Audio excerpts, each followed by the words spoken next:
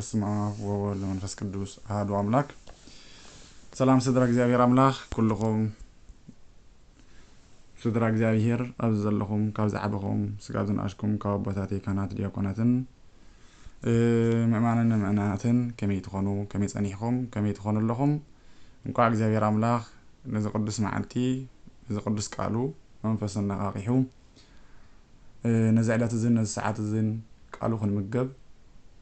تزمهر من فس كل سيمو نسوق مهرنا نحنا خا كنمهار نسوق إززنا نحنا لما خن إزز نسوق بارخنا نحنا لما خن بارخن نسوق تسقاو سلزخنا كسقونا كقدسنا كنصحنا أنا جزاير أملاخ علامة إمو سلذي كم تعلموا بمنفسنا أغيحو تقدس قالو كنمجب ولا كوا نبكى أنت زي كنا جزاير جن بعين محرتو أميتو حاريونان أبزي كدوس قالون خنسمع دما أداليونا لو تمنتايسي كنتي متكريستيانات بلو بزحات سبات بزحات نبيات نزي كريو دليوم ما يرخون بزحات كسمعوا دليوم أي سمعون نزي زريان نزي سمعان أذنكم جن بصعاتين النابل خمس نقرنا اختي كهان كل جزء قدمي وانجيل مبالو نزق على زي يبدل نمو سلازي እግዚአብሔር አምላክና ሕጅውን ነዚ ቃሉ ክንሰምዕ ካባይ ጀሚር ካኩለና ዘለና መመሐላለፊ ሻምቡ ቆዳ አንበር እቲ ዝምህር መንፈስ ቅዱስ እዩ እቲ ዝምህር መምህርና ክርስቶስ እዩ ናይ ፍቅር መምህርውን ክርስቶስ ይሞ ለዚ ከም ፍቃድ እግዚአብሔር አምላክ ለማዓንቲ በፍቃድ እግዚአብሔር አምላክ ንመሃሮ አርእስትና ናይ ፍቅሪ መምህር ፈጣሪ ዝብል أرستيرينا زعبو قال እግዚአብሔር አምላክ ምህረና نحنا ድማ سوسا 80 خمون 100 فرينا ናይ እግዚአብሔር አምላክ ውሉድ ኮይና አቱምና ቦይ ብርኻትን በሃለሉ ጸጋ ይሐድለና ፈጣሪ እምባርከስ እቲ ኣብ ዮሐንስ ምዕራፍ 13 ፍቅዲ 35 ዘሎ كم زبل هاي لقال له نحر حدكم فقرن تلاتكم بزدك أمازامرتي مخانكم كله فلت يوزبلي نحر حدكم فقرن تلاتكم نحر حدكم فقرن تلاتكم بزدك أمازامرتي مخانكم كفلت إيو زبل هاي لقال له أبيت كريستياننا كم نفلتو حدا كريستيان بزي فقري كريستيان يخبل أي كلن أتمنتايس እግዚአብሔር ባዕሉ ፍቅር ስለዝኾነ ማለት እዩ እምባርከስ ኣብዛ ዓለም ፍቅሪ ምድንጋር ፈጢሩ ንሰባት ኣእምሮኦም ሰዊሩሉ ብዘሎ ሰዓት ነዚ ድማ እስኪ በቤተ ክርስቲያን ብኸመይ ተኸፊሉ ዝረአ ፍቅሪ ቅድመ ኣምላኽሲ ከመይ ዓይነት ኢና ክነፍቅር ዘለና እዚ ፍቅሪ ዝኸ ብመን ይዝርከብ ሰባት ባዕሎም ደም ዝኽእልዎ ወላስ بጸጋ እግዚአብሔር አምላክ ካብ እግዚአብሔር አምላክ በጸሎትን በደገፍ ካብ እግዚአብሔር እንደም ዝኽእልዎስ ወይስ ከመይ ዝብል ክሪኢና ማለት እዩ ፍቅሪ ማለት የሐቂ ናይ ክርስቲያን ባህሪያት ማለት እዩ ናይ ሓደ ክርስቲያን ናይ ሓደ በክርስቶስ ናይ ሓደ በስላሴ ያጋሳልም ይአምን እንዝብል በአብን ወልድን መንፈስ ቅዱስን ዝአምን ዘበለ ወድ መዛሙርት ናይ ጌታ ዝኾነ ፍቅሪ ከፍቅር ባህሪ እዩ ናይ ወድ ሰብ ባህሪ ካብ እግዚአብሔር አምላክ ዝተዓደሎ ዝዓበ ናይ ወደቅ ሰባት ህያብ ፍቅሪ እዩ መጽሐፍ ቅዱስና ከዛረብ እንከሎ እምነት ተስፋ ፍቅር ኣለዋ ካብዚ እንተዓቢ ፍቅሪያ እምነት ሃሊካ ፍቅር እንተዘይልውን ትርጉም ከም ዘይብሉ ክሳዕ ክንዴ ግዳስነት ናይ ፍቅር ከም ዘለዎን ክሳዕ ክንዴ ከም ዘፍቀረና ወዱ በጃ ክሳብ መሃብ ክሳዕ ክንዴ ዝን ዓለም ከም ዘፍቀራ ንርኢ ማለት እዩ እግዚአብሔር አቦ ከዛረብ እንከሎ أنه እግዚአብሔር አቦና ዓለም ክሳዕ ክንዴ ዘፍቀራ ተስፎቶ ወዲ በጃብ መሃብ ክሳዕ ክንዴ ዚ ንዓለም አፍቀራ ይብል እምባርከስ እዚ ዝብለና ዘሎ ቃል ፍቅር ዝበሃል ቃል በቤተ ክርስቲያን ወይ ድማ በቋንቋ ጽርኢ ክጽሓፍ እንከሎ ነናቱ ትርጉም ኣለዎ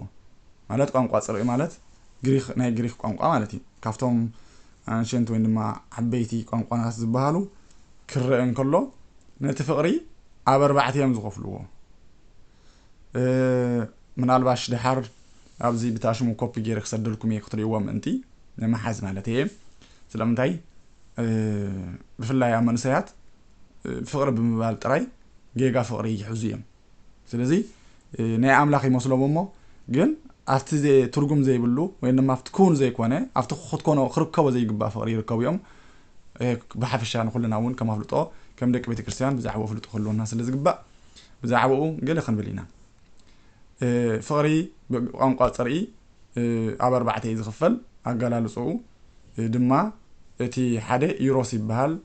اتي خالاي فيليا يبحال اتي ثالثاي سورج يبحال رابعاي كا اغاب يبحال معناتي اتقدما يوروس تبايل زلو اتي وين زموت نخال الكا فم فقر زصوع بعالم نسو يروس تبايل يصوع معناتي اتخالاي كا فيليا زبحال كا حونت وينما حونتاوي اركنتاوي وي محزنتاوي زخونه فقر انت خوين خا فيليا اليوم صوعوا معناتي ስለዚህ ንኹሉ ናይ ፍቅሪ ቃላት ናቱ ደረጃ ናቱ መጽዋዕት አለው ማለት ሳልሳይ ድማ ስቶርጅ ይባል ዝኻ ቤተሰባዊ ወይ ስድራዊ ፍቅሪ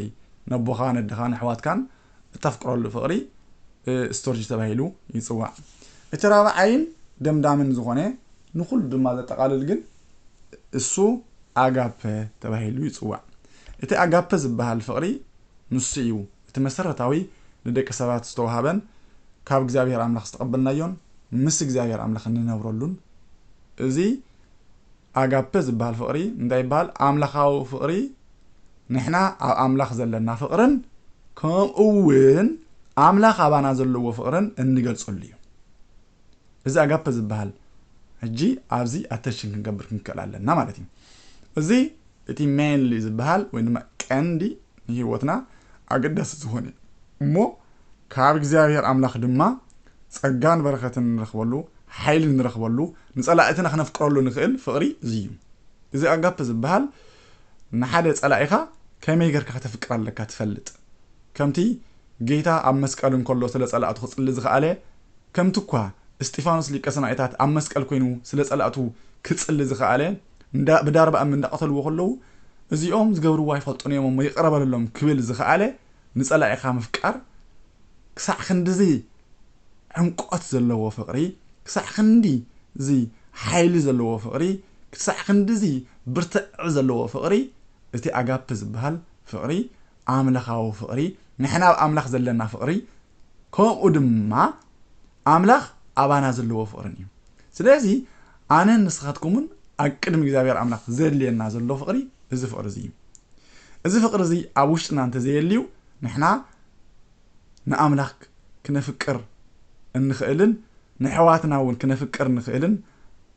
ኖ ንስኻትኩምሲ ስለ ጸላእትኩም ተዘይጸሊኹም ስለ ጸላእትኩም ተዘይፍቅርኩም ውሉድ አምላኽ ይኮንኩምን ይዝብለና ስለዚ ነዚ ነገር እዚ ብኸመይና ክንረኽቦ ንኽእል እንተይልና ግን ብእግዚአብሔር ደገፍ ብእግዚአብሔር ሓይሊ ካብ እግዚአብሔር አምላኽ እንውሃቦ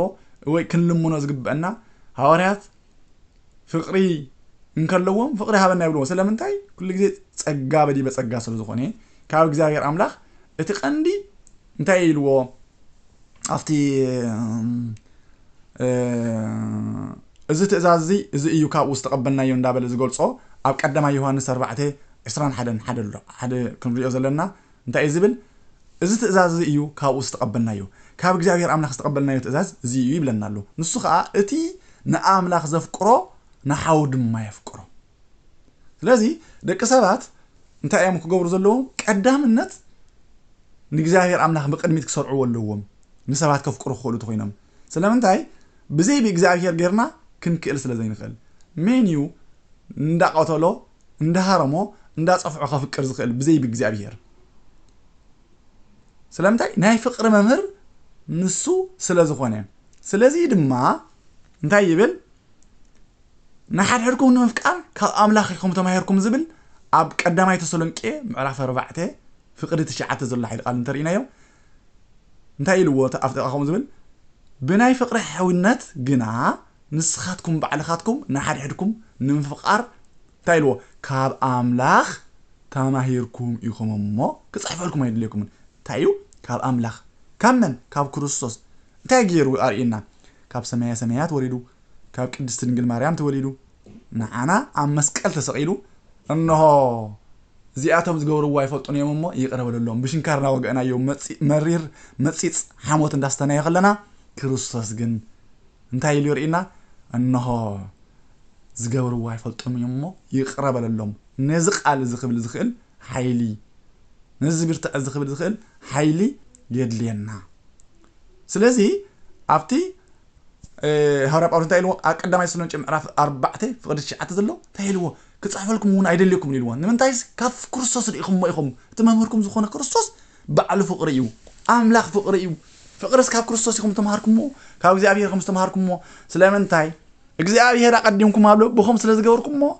عوش تخم كوينو نسيو بهتا نعكم زحجزكم زدقفكم زتنانعكم زيكو حيلي بالكمن سلامن تاي بزي إجزاء أبيه كخيل زخيل فطور سلازي اللي سلازي كريستوس بزي كاي تخلون يخم اتينا املاخ نزفقرو املاخ نزفقرو نحاول يفكر يخل تايلوا قدامنا تايلوا اتنا املاخ يزبل زلو اتنا املاخ زفقرو يزبل زلو املاخ كفكر انت خيلو سب بدحريو نسبات نخفكر قليلي مالتي اذا فقر زدما اتي اغاب إلنا نصوعو زلنا كافتم ايروسن فيليان ستورجن زبحال زفل انت ايلوا امونغو 7 እግዚአብሔርን ዘሎ ርክብ ማለት እዩ ስለዚ እንታይ ኢሉ ኤሊ ዝበሃል ካህን ነቶም ክልተ ደቁ ቅድሚ እግዚአብሔር አምላኽ ምስ በደሉ እሞ ኤሊ ድማ እግዚአብሔር ድማ ኤሊ ምስ ገሰጾ እንታይ ኢሉ ነቶም ቆልዑ ነቶም ደቁ ጸዊዑ ስምዑ ዞም ደቀይ ሰብ ምስ ሰብ ተተባአሰ እግዚአብሔር ይዓርቆ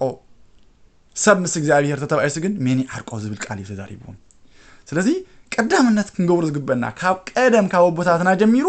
በቀዳምነት ንሰባት ንእግዚአብሔር ቀዳምነት ክሰርዑ ወለዎም ስለምንታይ ንዓለም ክስዕርዋ እንተ ኮይኖም ኣብዚ ዓለም ዝኽነብሩ እንተ ኮይኖም ዕውታት ክኾኑ እንተ ኮይኖም ነታ ዓወት ዝኾነ እግዚአብሔር አምላኽ ክረኽቡ ወለዎም ነቲ ጸጋ ዝተዋሃቦም ድሕነት ክቅበሉ ኣለዎም ነቲ ናይ ጸጋ ፍቅሪ እግዚአብሔር አምላኽ ክቅበሉ ኣለዎም ፍቅሪ እግዚአብሔር አምላኽ ዝተቀበለ ሰብ ንዝኾነ ይኹን ይምጻእ ፈተና ኣብዚ ዓለም ንምስዓር كل جزء بقعت تبعتن اللو سلازي لقول እግዚአብሔር አምላኽና ድማ እንታይ ይብለና ኣሎ ብናይ ፍቅሪ ሕውነት ግና ንስኻትኩም ባዕልኻትኩም ንሓድሕድኩም ንምፍቃር ካብ አምላኽ ኢኹም ዝተማሃርኩምሞ ካብ አምላኽ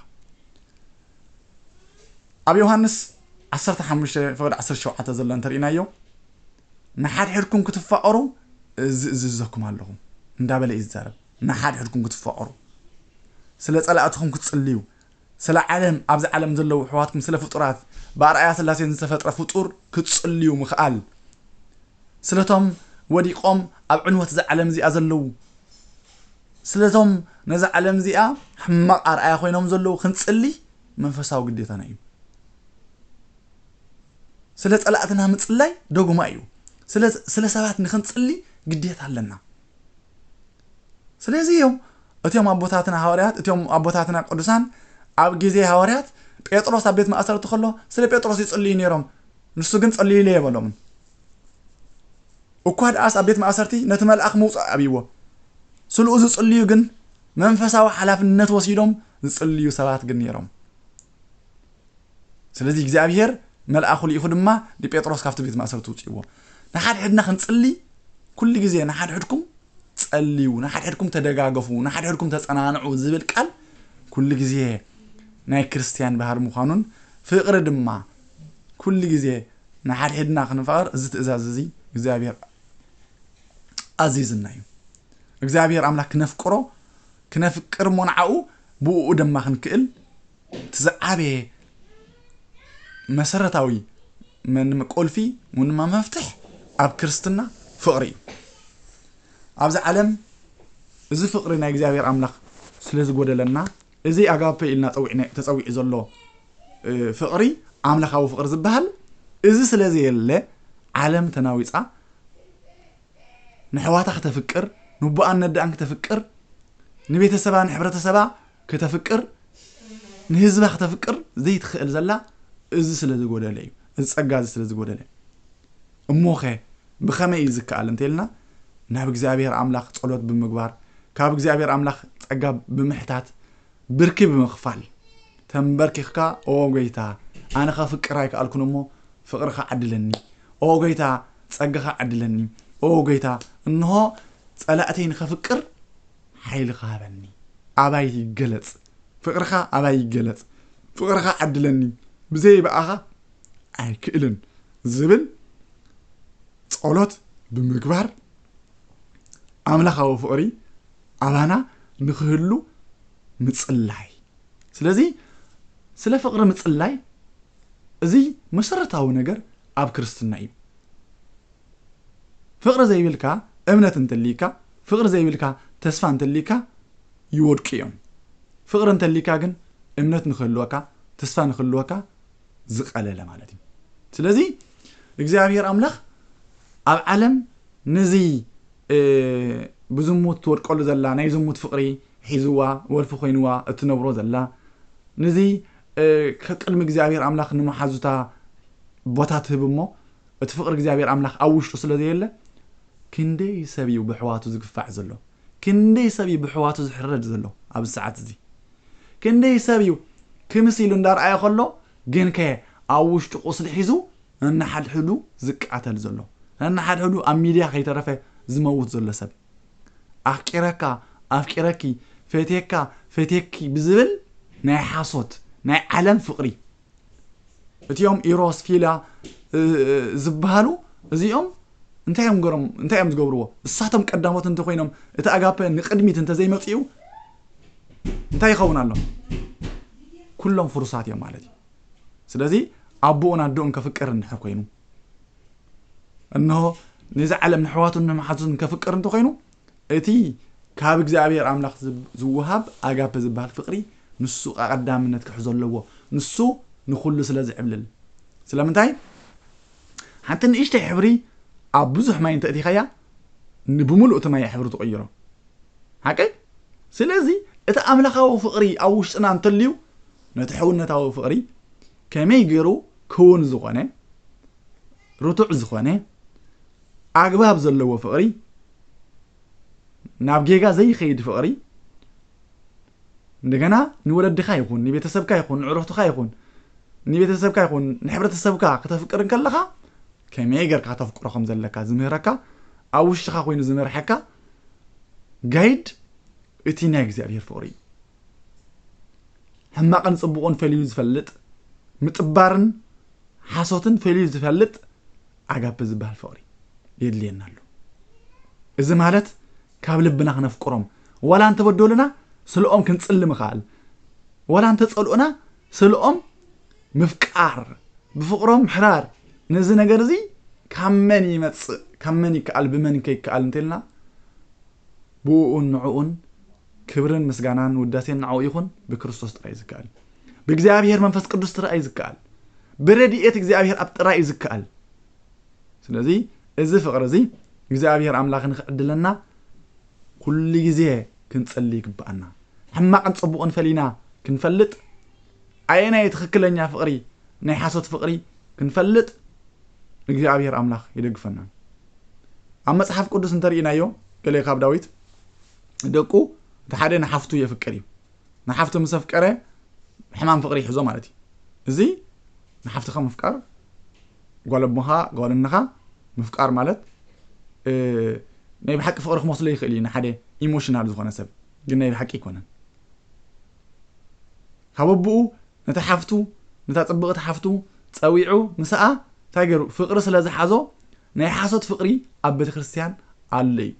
ንኣብነት ሲምሶን ዝበሃል ሓያል ሰብኣይ እንተርኢናዮ ነታ ፍልስጤማዊት ከፍቅራ እንከሎ ንሳ ናይ ሓሶት ፍቕሪ እያ ተፍቅሮ ነይራ ብኣፋ ካልእ ትዛረቦ ግን ከ ንሱ እቲ መንፈስ ቅዱስ ኣብኡ ዘሎ ሓይልን ንቤተሰባ ዝሕይሎም ዘሎ ሓይሊ ወይ ድማ ሲምሶን ዝበሃል እግዚአብሔር ኣምላኽ ብሓደ ሰብኣይ ገይሩ ንፍልስጤም ክዋግኦም እንከሎ ነቶም ከሓድያን እግዚአብሔር ኣምላኽ ግን መንፈስ ቅዱስ ኣብ ፀጉሩ እዩ ነይሩ ንዓኡ ንምፍላጥ ግን ንሳ እንታይ ትገብር ነይራ ሙስኡ እንዳደቀሰት ፈታዊ እንዳበለቶ ከላ ጽቡቕ እንዳዘረበት እሞኸ እንዳተዛረበት ጥራይ ይኮነትን እንኮ እንዳነብዐት ምስ ተሰካሕቶ መወዳእታ እሞኸ ምስ በለቶ እቲ ምስጢር ነጊርዋ ስለዚ ኣብ ቤተ ክርስቲያን ፍቕሪ ሓሶት ፍቕሪ ከም ዘሎ ኣጸቢቓ እያ ትምህረሉ እሞ ነዚ ፍቕሪ እዚ ፈሊኻ ምርኣይ ከምቲ ወዲ ዳዊት ዝገበሮ እውን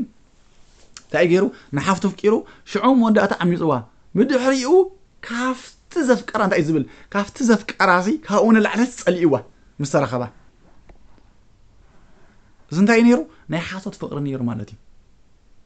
እና ንሕና ከም ስድራ እግዚኣብሔር ኣምላኽ ድማ ኣብ ህይወትና ዘሎ ፍቕሪ እንታይ ዓይነት ፍቕሪ ምዃኑ ክንፍለጥ ኣምላኻዊ ፍቕሪ ክህልወና ኣለዎ براديت بإجابير أملاك النمر حلو our God is our guide بك أنا هنا نسو قايدين مرحن مخانو بك بوقت راين مرح مخانا ما مرحيتاتنا نسو مخانو عزازنا نسو مخانو باراخينا نسو مخانو مقدنا تسرقلنا نسو سلازي كمتك قالو نقرنا مبرحتي كوميو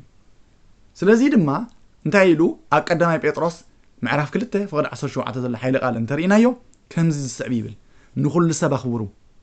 حونا تفكرو نأملخ دما فرحوه نقول لسبا خبرو سلام انتاي نحدا تفكرو سب تخبرو سلازخونكا حونا تفكرو حواتكم نبي تسبكم تفكروهم نأملخ جن فرحوه سلازي حد جزي ولدنا يخونو حواتنا يخونو أنستنا يخونو صبوتنا تخقبلنا يخول يوم كفرهات እግዚአብሔር أملاخ نزرحق فقر هلونا يخيليو سلامتاي كاب እግዚአብሔር أملاخ زفلي فقرين دحرال لينا خوينو تاينا نقبر نعقوم قدامنا تنسرع مو شعو كاب أملاخ نفلي شعو تتحيزنا نتقفق سلامتاي كاب أملاخ سلزرحقنا نا أملاخ كقربنا زغل الأكل سلزفلنا ايو እቲ እግዚአብሔር መንፈስ ቅዱስ የተቀዳምነት ክንሰርዖ ዝግበአና እግዚአብሔር مفرح كابو يوصلنا من ማንም አካል ይሁን ቀዳምነት አውሽጥና ዘሃብናዮ ብርግጽ አብጽ ዓለም ክጎደና ይኽእል ብዘይ እግዚአብሔር አምላኽ ክጎደና ዘይኽእል ፍጡር የለን ወላድ ክኸውን ይኽእል ወላዲት ክትከውን ትኽእል ሓው ክኸውን ሓፍቲ ክትከውን ትኽእል whatever አብ ዓለም ዝኾነ ፍጡር ኩሉ ይኽእል ክጎደና ይኽእል እግዚአብሔር መንፈስ ቅዱስ ተመሪሕና ንኸይድ እንተኾይና ግን ንኹልና እውን ንሱ ስለዝመርሐና ከይንጋገውን ስለዝእርመና አውሽጥና ኮይኑ እቲ ሕግ ልቦናና እውን እንዳቀስቀሰ ስለዝነግረና ቀዳምነት ንእግዚአብሔር አምላኽ ተሰርዒና ግን እዝኮ ምስ እግዚአብሔር አምላኽ አይቃዶኒው ንዓይን ንዓኻን አየርብሕን ኢልና ክንቃወሞን ከለና በዚ ደቂ አምላኽ ምዃንና ንፍለጥ ስለምንታይ ሕማቆን ጽቡቆን ፈሊና ክንፈልጥ እንድሕር ኮይና መምዘኒ ዝበሃል አውሽጥና ሆልለዎ ንሱ ድማ አምላኽ እዩ እቲ ፍርሃት አምላኽ ዝበሃል ንሱ ኩሉ መሚኡ ዝፈልጥ ስለምንታይ ውሽጥ ሕልና ዝምርምር ውሽጥና ዘጽሪ ከምቲ ዳዊት ዝበሎ ኦ እግዚአብሔር አምላኸይ ጽሩይ ልብ ፍጠረለይ ጽኑዕ መንፈስ ቃ ኣብ ውሽጠይ ሓድስ ስለምንታይ ኣብ እግዚአብሔር አምላኽ ዝነብር ኩሉ ግዜ እንዳተሐደሰ በፍቅር እንዳተሐደሰ ፍቅር አምላኽ እንዳተቀበለ ስለዝነብር ኣብዛ ዓለም ዝብርትዖ ሓይሊ የለን ስለምንታይ እግዚአብሔር ሓይሉ ስለዝኾነ ከምቲ አፊልጵስ 3 ኢሉ ወዘን እንታይ ኢሉ በቲ ክርስቶስ ዝበኒ ሓይሊ ኩሉ ክኾለ ስለዝብል በእግዚአብሔር በክርስቶስ ስለዝኽእል ስለምንታይ ፍቅር እግዚአብሔር አምላኽ ፍርሃት እግዚአብሔር አምላኽ ኣብ ቅድሚ ስለዝሰርዐ ንኹሉ ንኸመም ድማ ጸጋ ተዋሂብዎ እዩ እቲ ንእግዚአብሔር አምላኽ ቀዲሙ ዝሰርዕ ከምቲ አንተ ወይ ዝበልናዮ ኤል እንታይ ኢሉ እንሆ ነቶም ደቅኹም ዕደም ከሎ እንታይ ኢልዎም ሰብ ምስ ሰብ ተተባኢሱ ማኒ ዓርቁ ሰብ እግዚአብሔር ዓርቆ ይኽእል እግዚአብሔር መንፈስ ቅዱስ ናይ ይቕረታ መንፈስ ክው ይኽእል ሰብ ምስ እግዚአብሔር ተተባኢሱ ግን ማኒ ዓርቆ ስለዚ ምስ እግዚአብሔር አምላኽ ዕርክነትና ምስ እግዚአብሔር አምላኽ ዘለና ፍቕሪ ምስ እግዚአብሔር አምላኽ ዘለና ኣኽብሮት ኣብ እግዚአብሔር አምላኽ ዘለና ፍርሓት ንቅድሚት እንተመጽኡ ብኡ ድማ እንታይ ክንቀበል ኢና ፍልጠትን ትብዓትን ሕያውነትን ሰላምን ህድኣትን ፍቅርን ኣብ ውሽጥና ይሰፍን ስለምንታይስ እግዚአብሔር ኣብ ውሽጡን ዘሎ ሰብ ክናወጽ ኣይክእልን እዩ እቲ ዝመርሖ እግዚአብሔር ስለዝኾነ እቲ ዘይጋጋ አምላኽ ሙስኡ ስለዘሎ ክጋጋ እንተኾይኑ ሰናይ ዘበለኻ እግዚአብሔር ተፈቀበል ተኻፍ ዲያብሎ ስለዝኾነ እቲ ሰናይ ዝኾነ እግዚአብሔር አምላኽ ኣብ ውሽጡ ስለዝገበረ ኣይክናወጽን እዩ ስትረስ ኣይክገብርን እዩ ኣብ ዓለም ብዙሕ ግዜ ኣብ ኣእምሮኦም ዝናወጹ ኣብ ቤተ ክርስቲያን ዘሎ ሳይኮሎጂ ማለት ንስሓ ሰባት ኣብዚ ሎሚ ተጨኒቆም ናብ ይኸዱ ናይ ሳይኮሎጂ ይኸዱ ኣብ ቤተ ክርስቲያን ግን ንስሓ ዝበሃል ሳይኮሎጂካል ኣዳልያ ሓፂባ ናብ ቁርባን ተዳልወካ ተዳሊኻ ብሓጢያትካ ተኣሚንካ ተኣሪምካ ንዕኡን ከይትገብሮ ቃል ኣቲኻ ብእግዚአብሔር ኣምላኽ ሓይሊ ብደገፍ እግዚአብሔር ኣምላኽ ብደገፍ እቲ ካህን ብደገፍ ኣቦታትካ ቅዱሳን ብደገፍ ኩሎም መላእክትን እንታይ ትገብር ካብ እግዚአብሔር ኣምላኽ ፍቅሪ ትቕበል ሽዑ ብርትዕ ትረክብ ሽዑ ትብዓት ትረክብ እቲ ምንታይስ ሐዋርያት ካብ ኢየሩሳሌም መንፈስ ቅዱስ እቲ ናይ ትብዓት መንፈስ እቲ ናይ ፍቅሪ መንፈስ ክሳብ ትወሃቡ ካብ ኢየሩሳሌም ከይትወፅኡኹም ኢልዎም ነይሩ ቅድሚ ምስቃሉ ድሓር ኣብ ሓደ ገዛት ዓፅዮም ከለዉ ኣብ ቅድሚ ሓደ ሰብ እኳ ክምስክሩ ዘይኽእሉ ዝነበሩ ኖ ኣብ ገዛት ዓፅዮም ከለዉ መንፈስ ቅዱስ ምስ ወረዶም ሽዑ ግን ተብዑ እዩ ዝብል ብእምነት ተብዑ بدحري جن أكد من جستات أكد من شحات أكد من مليونات تحقورو تبي عمكم مسكرو سلا فقر جزاير أملاخ سبعة نحمي وم أي قد سومن نيرو سبعة قتل وم كتر في يصلي نيرو مش سلا حمي وم بزلومي حمي خاني بالكان نيلكا كم يعنت هوة نحلف سلازي علم زلو فقري فلينا خنفلتن أبز علم زلو ناي إيروس زبال مع الزموت ناي زموت فقري نعاز علم زي أنا يسوى زلو نزي خنقاوم أمو ناتي حقنا زغونه فقر جزاير أملاخ عوشتنا أتينا بسلام كنبر فقر أملاخ نقبل فقر أملاخ زي تقبلنا خننا وطينا فقر أملاخ زي تقبلنا كل جزء نتناوطنا هنا خنبر أمو نزي فقر زي جزاير أملاخ دما كعدلنا كمتي أفتك قدامي بطرس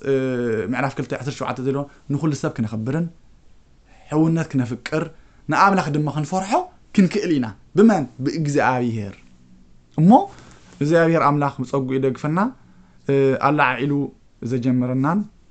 كمون زفت سمنان لقول إجزاء أملاخنا زخبران استمسجنني يخون أملاخ زخبران استمسجنني يخون سلازم هرنان سلجس سنان كبري نجيتنا أملاخنا من هنسكر سوسيخون سبعات الإجزاء ولادي تنقلون مسكور كور يتأكدوا يسبس من إجزاء أملاخنا وتروك لجو كل ساعة